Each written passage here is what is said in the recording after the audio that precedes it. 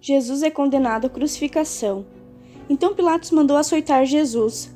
Os soldados teceram uma coroa de espinhos e a puseram na cabeça dele. Vestiram-no com uma capa de púrpura e, chegando-se a ele, diziam: Salve, Rei dos Judeus! E batiam-lhe no rosto. Mais uma vez Pilatos saiu e disse aos judeus: Vejam, eu estou trazendo a vocês para que saibam que não acho nele motivo algum de acusação. Quando Jesus veio para fora, usando a coroa de espinhos e a capa de púrpura, disse-lhe Pilatos: Eis o homem. Ao vê-lo, os chefes dos sacerdotes e os guardas gritaram: Crucifica-o! Crucifica-o! Mas Pilatos respondeu: Levem-no vocês e crucifiquem-no. Quanto a mim, não encontro base para acusá-lo. Os judeus insistiram: Temos uma lei, e de acordo com a nossa lei, ele deve morrer, porque se declarou filho de Deus. Ao ouvir isso, Pilatos ficou ainda mais amedrontado e voltou para dentro do palácio. Então perguntou a Jesus: De onde você vem? Mas Jesus não lhe deu resposta. Você se nega a falar comigo? Disse Pilatos.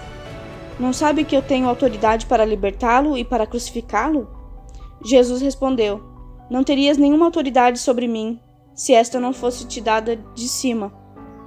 Por isso, aquele que me entregou a ti é culpado de um pecado maior. Daí em diante, Pilatos procurou libertar Jesus, mas os judeus gritavam: Se deixares esse homem livre, não és amigo de César.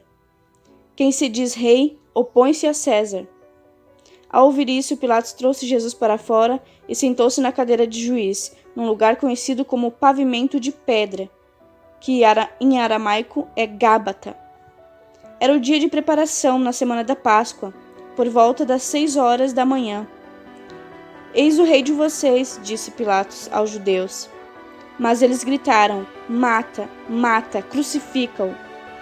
Devo crucificar o rei de vocês? Perguntou Pilatos. Não temos rei senão César, responderam os chefes dos sacerdotes.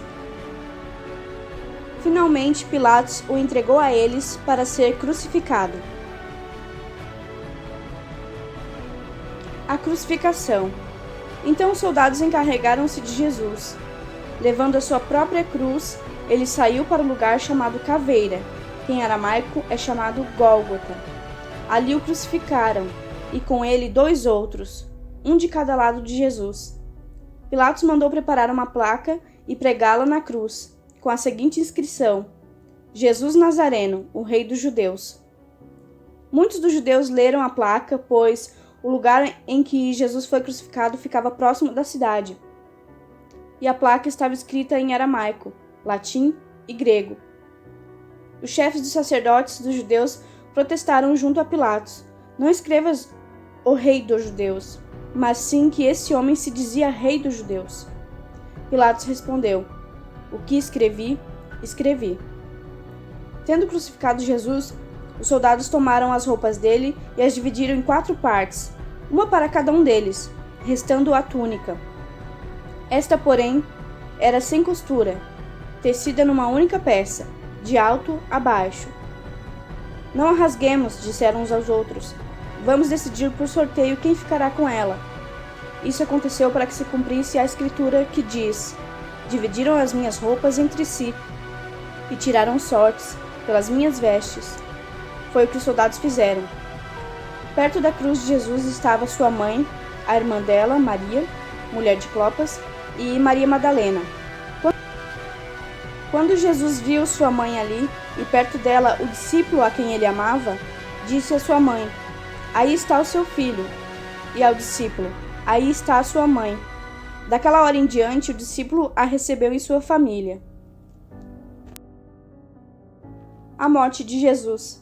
Mais tarde, sabendo que tudo estava concluído para que a escritura se cumprisse, Jesus disse: Tenho sede.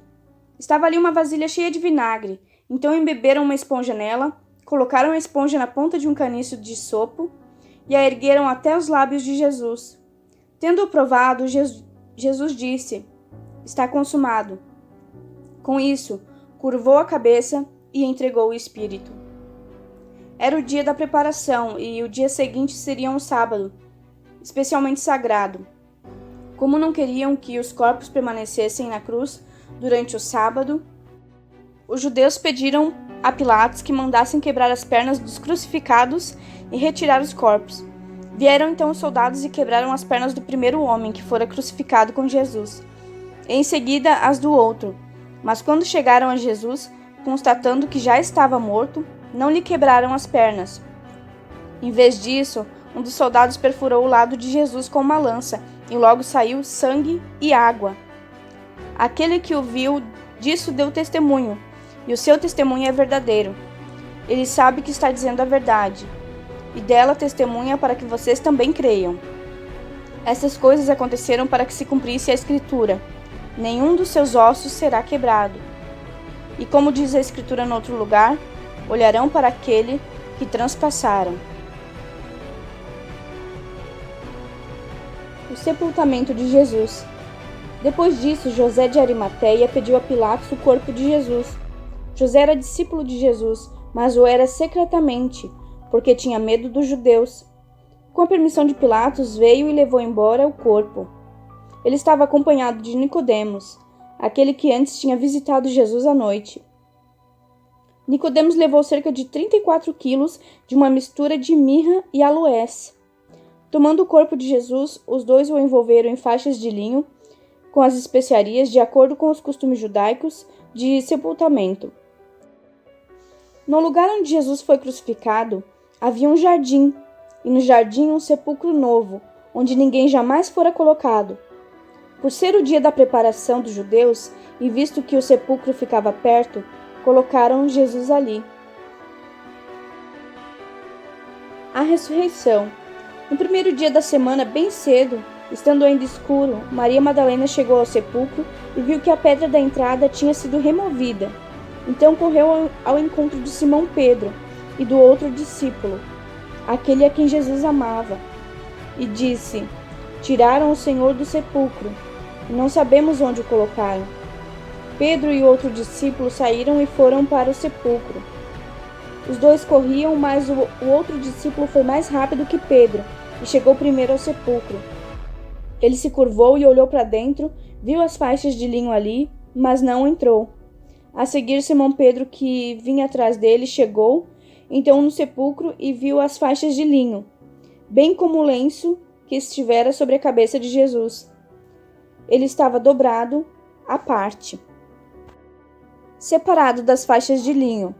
Depois o outro discípulo que chegara primeiro ao sepulcro também entrou. Ele viu e creu.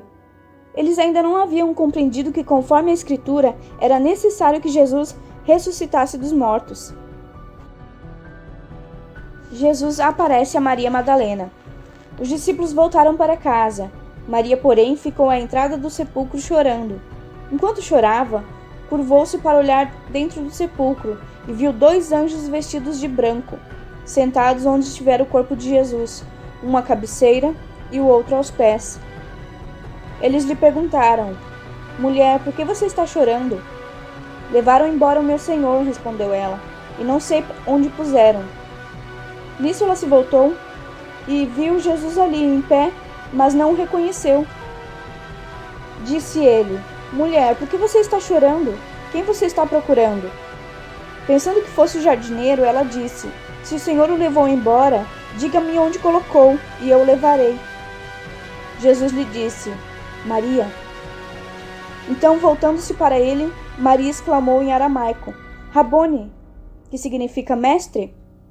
Jesus disse: não me segure, pois ainda não voltei para o Pai.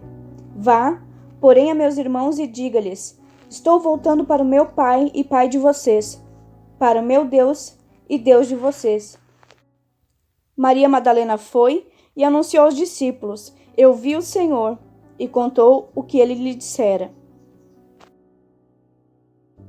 Jesus aparece aos discípulos. Ao cair da tarde daquele primeiro dia da semana, estando os discípulos reunidos, a portas trancadas por medo dos judeus, Jesus entrou, pôs-se no meio deles e disse: paz seja com vocês. Tendo dito isso, mostrou-lhes as mãos e o lado. Os discípulos alegraram-se quando viram o Senhor. Novamente Jesus disse: paz seja com vocês. Assim como o Pai me enviou, eu os envio. E com isso soprou sobre eles e disse: recebam o Espírito Santo. Se perdoarem os pecados de alguém, estarão perdoados. Se não os perdoarem, não estarão perdoados. Jesus aparece a Tomé. Tomé, chamado Dídimo, um dos 12, não estava com os discípulos quando Jesus apareceu. Os outros discípulos lhe disseram: "Vimos o Senhor." Mas ele lhes disse: "Se eu não vir as marcas dos pregos nas suas mãos, não colocar o meu dedo onde estavam os pregos e não puser a minha mão no seu lado, não crerei." Uma semana mais tarde, os seus discípulos estavam outra vez ali, e Tomé com eles. Apesar de estarem trancadas as portas, Jesus entrou, pôs-se no meio deles e disse: "Paz seja com vocês." E Jesus disse a Tomé: "Coloque o seu dedo aqui, veja as minhas mãos. Estenda a mão e coloque-a no meu lado. Pare de duvidar e creia." Disse-lhe Tomé: "Senhor meu e Deus meu." Então Jesus lhe disse: "Porque me viu, você creu? Felizes os que não viram e creram." Jesus realizou na presença dos seus discípulos muitos outros sinais milagrosos que não estão registrados nesse livro. Mas estes foram escritos para que vocês creiam que Jesus é o Cristo, o Filho de Deus, e crendo tenham vida em seu nome. Jesus e a pesca maravilhosa. Depois disso, Jesus apareceu novamente aos seus discípulos, à margem do mar de Tiberíades. Foi assim: estavam juntos Simão Pedro, Tomé, chamado Dídimo, Natanael, de Caná da Galileia, os filhos de Zebedeu, e 2 outros discípulos. "Vou pescar", disse-lhe Simão Pedro. E eles disseram: "Nós vamos com você." Então entraram no barco, mas naquela noite não pegaram nada. Ao amanhecer, Jesus estava na praia, mas os discípulos não o reconheceram. Ele lhes perguntou: "Filhos, vocês têm algo para comer?" Eles responderam que não. Ele disse: "Lancem a rede do lado direito do barco e vocês encontrarão." Eles a lançaram e não conseguiram recolher a rede, tal era a quantidade de peixes. O discípulo a quem Jesus amava disse a Pedro: "É o Senhor." Simão Pedro, ouvindo-o dizer isso, vestiu a capa, pois havia tirado, e lançou-se ao mar. Os outros discípulos vieram no barco, arrastando a rede cheia de peixes, pois estava apenas a cerca de 90 metros da praia. Quando desembarcaram, viram ali uma fogueira, peixes sobre brasas e um pouco de pão. Disse-lhe Jesus: "Tragam alguns dos peixes que acabaram de pescar." Simão Pedro entrou no barco e arrastou a rede para a praia. Ela estava cheia. Tinha 153 grandes peixes. Embora houvesse tantos peixes, a rede não se rompeu.